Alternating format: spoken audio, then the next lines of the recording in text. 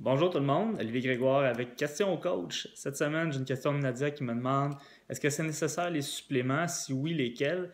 Les suppléments, c'est pas nécessaire si on a une alimentation équilibrée, que nos macronutriments, que nos vitamines puis que nos minéraux sont comblés par notre alimentation. Donc, quand vous avez un plan nutritionnel là, qui est équilibré, qui va bien, qui vous va bien, c'est pas nécessaire. Caroline me demande 5 premières choses à faire pour se remettre en forme. J'ai un petit peu twisté ta question, puis j'ai fait une liste de 5 éléments qui peuvent t'aider dans ta motivation, dans ton retour à l'entraînement. Donc, préparer tes vêtements et ton sac d'entraînement, c'est déjà un pas dans la bonne direction. 2, s'inscrire à un gym, c'est pas obligatoire, mais le fait d'avoir un contrat, tout ça, de payer par mois, ça peut être suffisant pour te motiver. Se faire un horaire fixe, donc vraiment l'inscrire à ton agenda. Prendre ça aussi sérieusement qu'un rendez-vous pour tes pneus ou pour ton dentiste. Comme ça, tu sautes pas d'entraînement. Se faire un plan d'entraînement, quand on sait ce qu'on fait, c'est plus motivant et on a moins tendance à abandonner. Donc, te faire un plan d'entraînement en fonction de tes objectifs.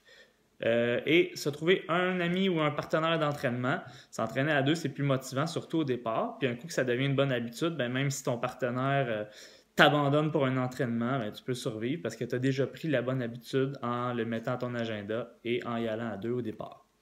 Francis me demande, est-ce que c'est bon de faire des programmes de 3 mois pour des abdos de fer, le genre de trucs que vous trouvez souvent en ligne, là?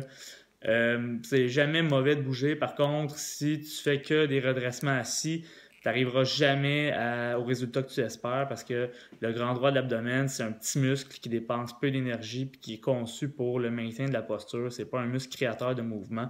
Donc, enlevez-vous ça de la tête que perdre la bédaine, ça prend des redressements assis. Si vous voulez perdre du ventre, il faut faire de l'activité physique, de la course et tout ça. Et bien manger, évidemment, c'est la clé numéro un. Fait que c'est pas avec ça que tu vas avoir un ventre plat. Par contre, oui, tu peux renforcer le grand droit de l'abdomen, mais ils apparaîtront pas par magie si tu fais que ça. Puis même que refaire tout le temps les mêmes exercices semaine après semaine, on plafonne très très rapidement au niveau de la courbe de progression. Ensuite, j'ai Émilie qui me demande est-ce que les pilules de perte de poids ça fonctionne? Sans vouloir me prononcer directement, puisque je les ai jamais essayées, j'ai peu de clients ou pas de clients qui en ont essayé. J'aurais tendance à dire que non. Ça peut fonctionner, c'est sûr, peut-être pour un court laps de temps comme un shake substitut de repas. Par contre, c'est le principe du yo-yo. Hein, quand on coupe en quelque part, c'est des pilules souvent qui ont comme objectif de couper la faim. Donc, si tu manges moins, tu es en carence, et là, quand tu commences à manger, ben là, ton corps il accumule tout. Fait que c'est des pilules coupe-faim la plupart du temps qui sont proposées, puis on ne sait jamais nécessairement d'où ça vient.